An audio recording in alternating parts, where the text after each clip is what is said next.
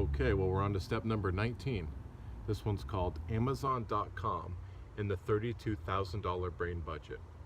The education budget you must institute. And yesterday we were introduced to the 25 cognitive biases. We focused on the, I think it was number 16, the contrast bias. The idea that you tend to not look at one decision or one object subjectively by itself, but you compare it to something else and use that to make your judgment. And this one is all about the misweighting bias, the idea that we tend to major in minor issues and minor in major issues.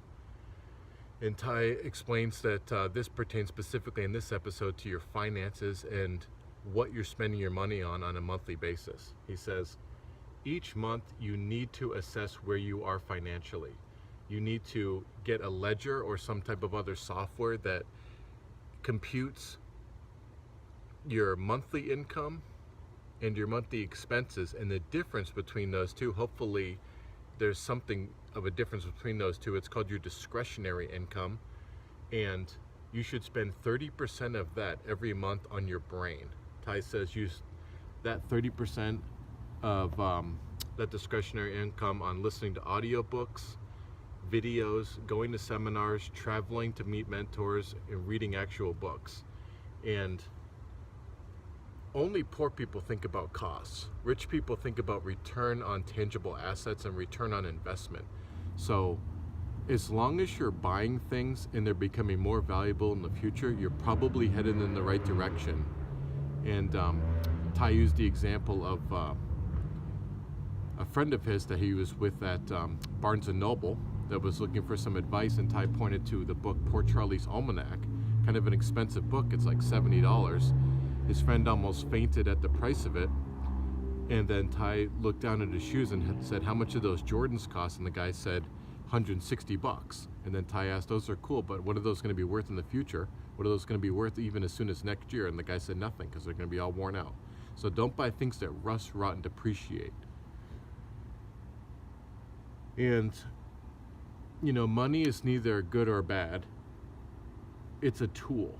And money is like a pit bull. If you treat it right, it can protect you. If you mistreat it and train it wrong, it can bite you in the throat. And notice that this 30% is a percentage. So as your income goes up, so will this discretionary income that you spend on investing. And I've certainly benefited from doing this. I have this business that I had to learn about how to do correctly, and I was calling people on the phone that were around the country that seemed to be doing it at the highest level. But at some point, I needed to spend money, my hard-earned money, and fly across the country to these people in person so that I could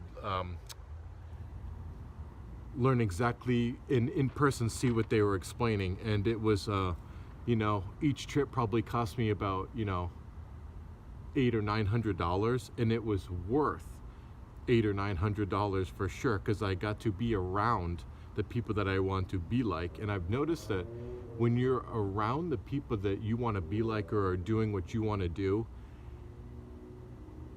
what they're doing seems a lot more possible and a lot less confusing.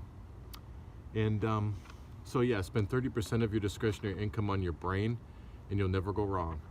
And the question at the end of this episode is, what is your current discretionary income? How are you spending it? And what can you invest in your brain tomorrow? Thanks for watching. I'll see you on lesson number 20. Take care.